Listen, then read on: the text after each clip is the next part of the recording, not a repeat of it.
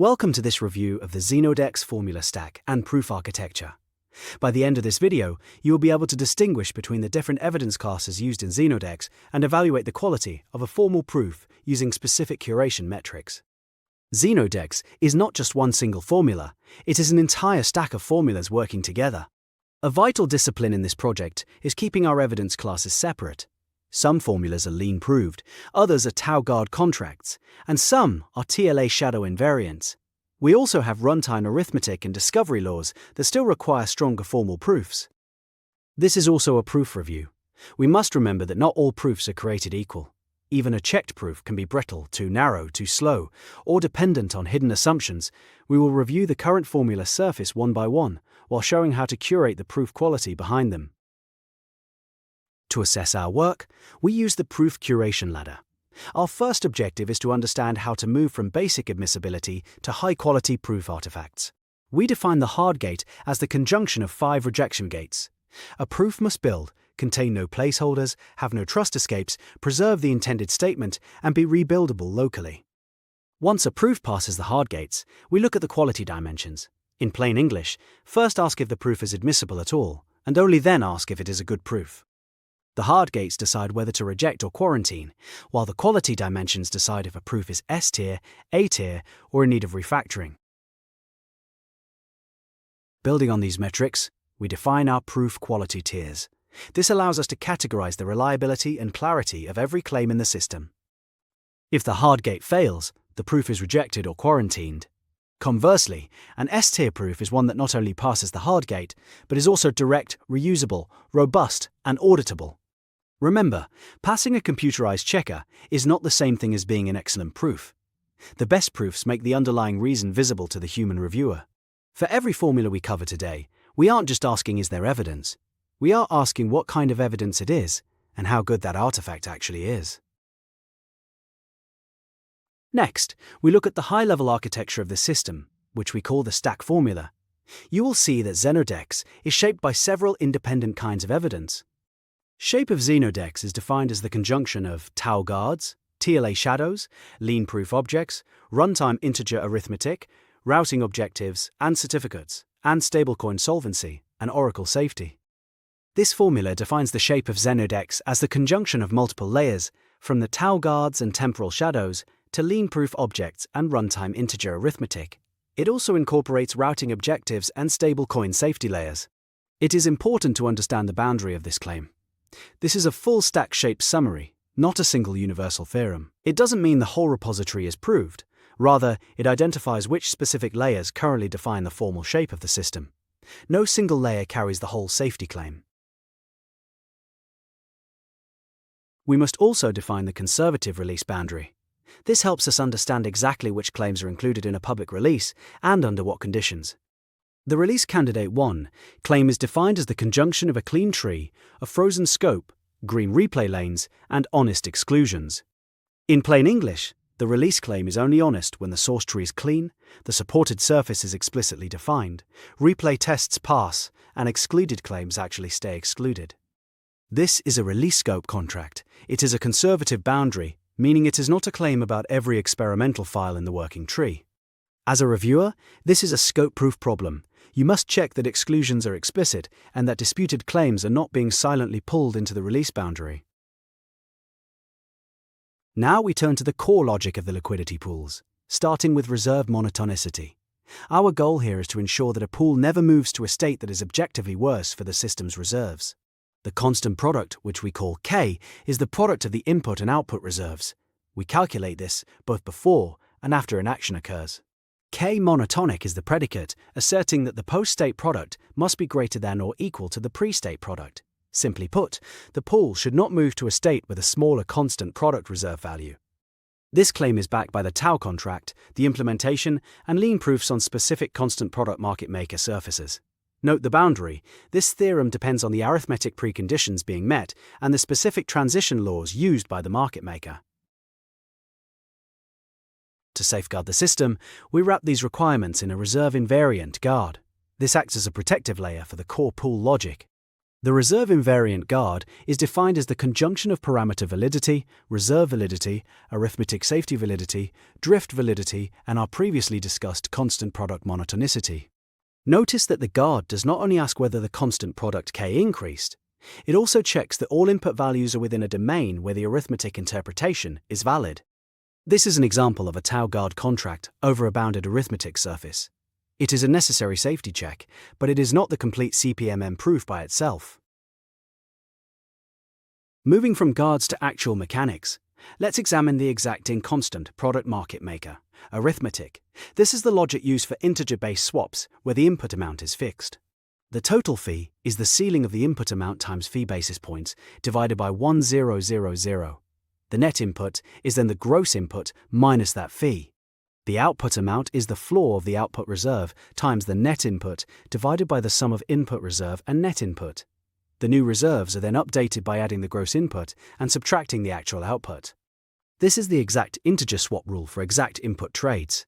It is implemented in runtime code, but the proof layer must separately show which invariance this arithmetic preserves. Conversely, we have exact out CPMM arithmetic. This reverses the question. Instead of asking how much output a given input buys, it asks how much input is needed to receive a chosen output. For a requested output, the required net input is the ceiling of input reserve times requested output, divided by the output reserve minus that requested output. The gross input is then the ceiling of net input times 10000 divided by 10000 minus the fee basis points. This arithmetic is implemented with a proved sufficient and minimal theorem for the version 8 exact out surface. However, this is only valid if the request is feasible. Specifically, the amount out must be greater than 0 and less than the output reserve, and the fee denominator must be non-zero. Let's look closer at the property of exact out minimality. We want to ensure that the system calculates the absolute minimum input required for a specific output. The gross exact out input is computed using an integer ceiling division identity. We write this as the floor of the numerator plus the denominator minus 1, all divided by the denominator.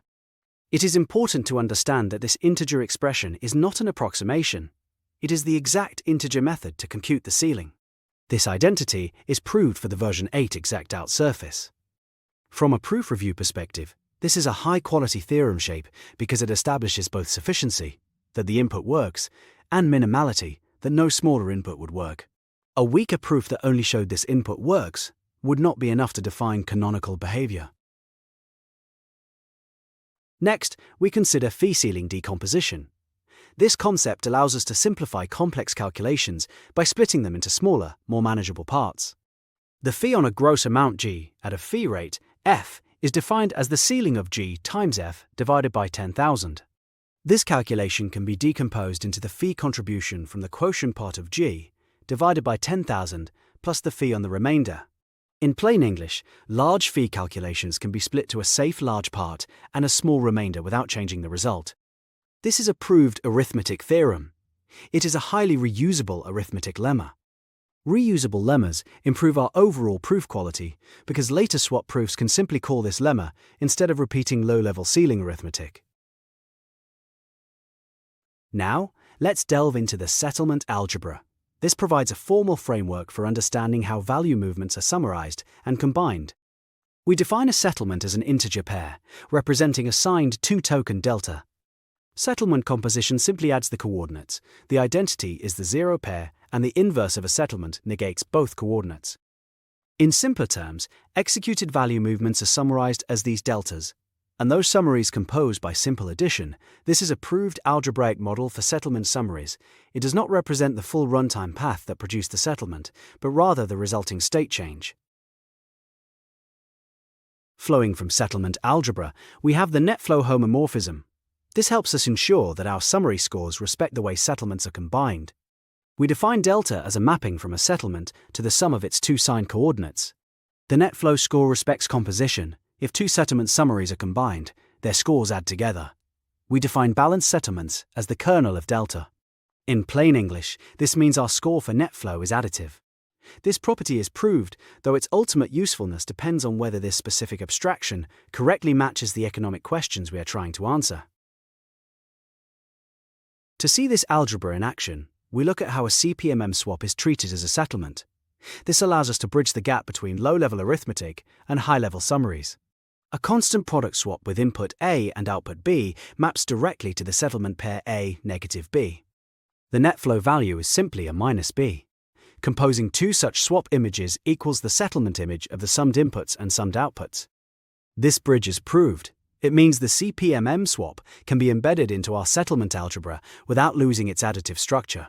This is an excellent example of compositional proof quality. The theorem creates a clean interface so that later proofs can reason about settlement summaries instead of having to re-examine the internal swap implementation. Now let's examine a more specific mathematical property, the zero-fee k-gap law. This explains why integer rounding actually helps maintain system invariance. The zero-fee output is defined as the floor of y times a divided by x plus a. The post-swap product equals the pre-swap product plus the Euclidean remainder of ya modulo x plus a. Consequently, the post-swap product is always at least the pre-swap product.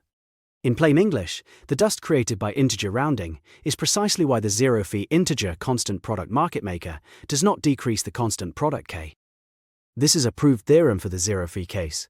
Note that this exact remainder identity is stronger than a simple black box inequality because it explains exactly why the inequality is true, making the proof more auditable and easier to reuse.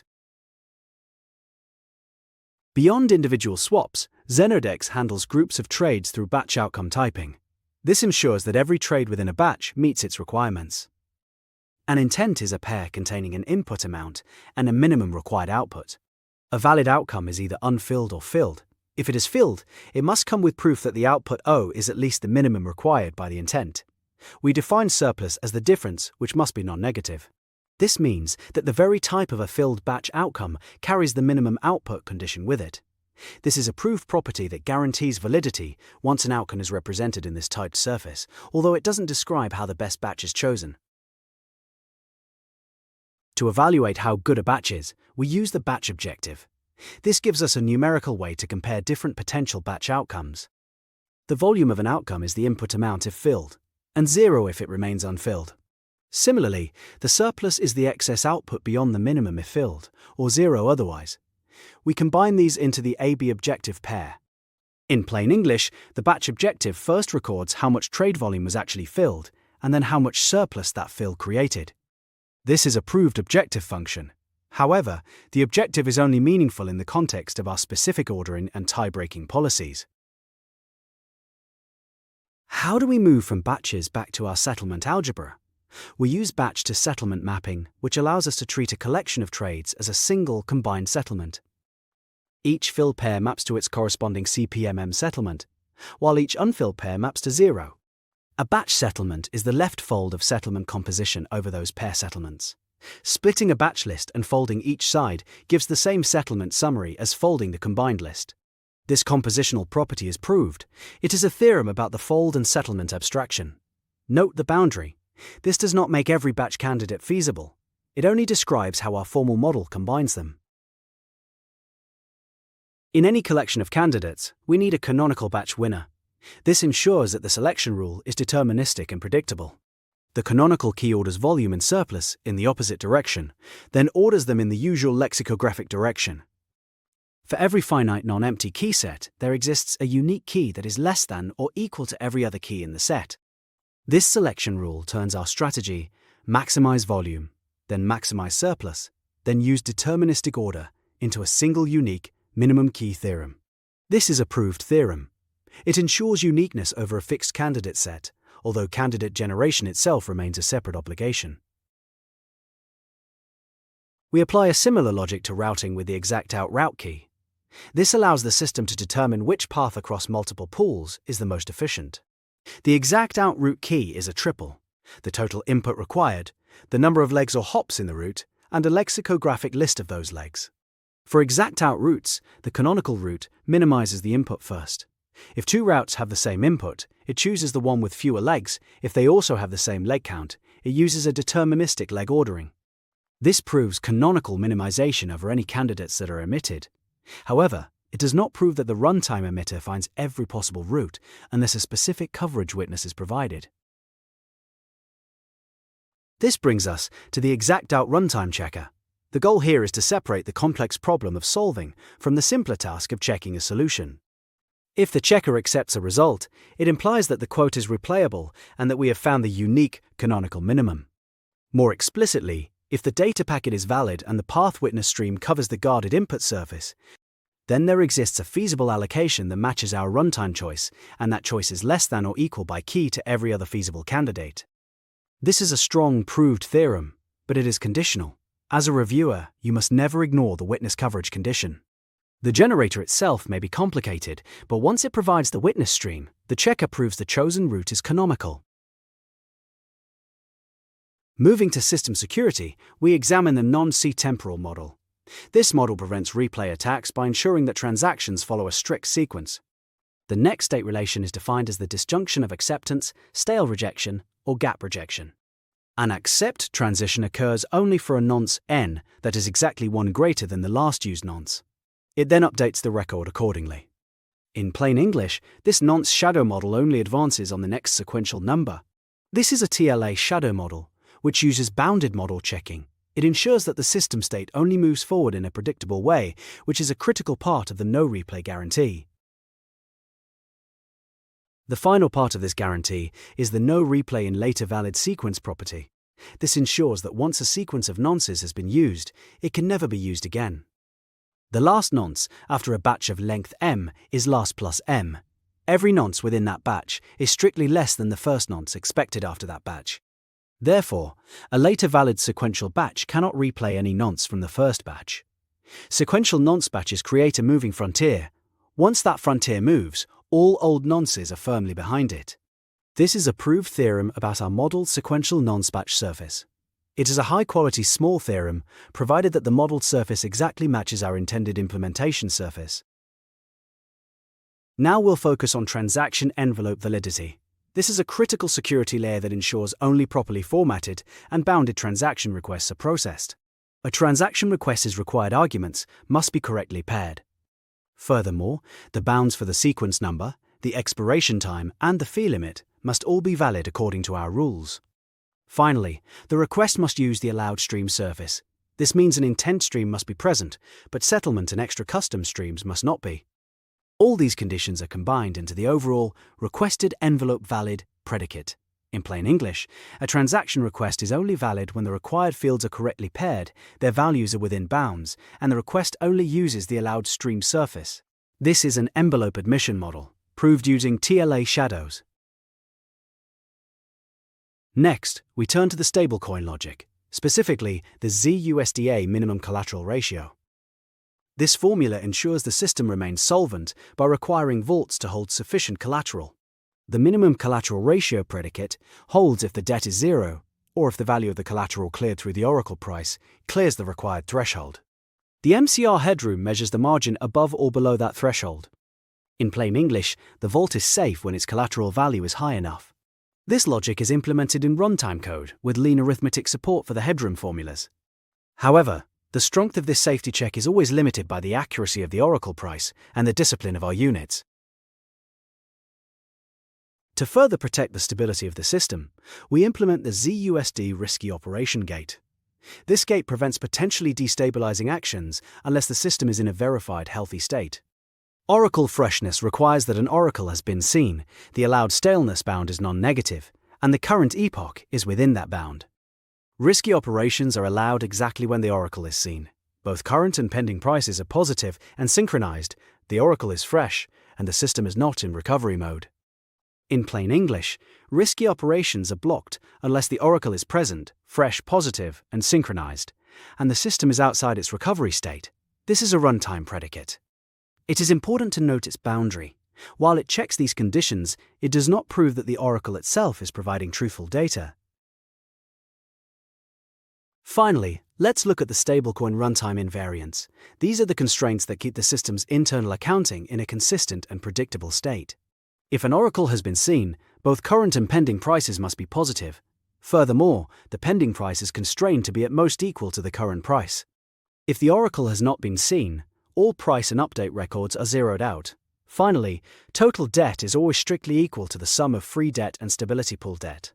In plain English, the runtime keeps the Oracle state and debt accounting in a highly constrained shape. These are state invariants, checked by the implementation surface. They are not a complete economic proof of stablecoin safety, but they provide the foundational accounting integrity that any such proof would require. ZenoDEX evidence is a precise map of what is proved, what is implemented, what is checked, what is discovered, and what is excluded.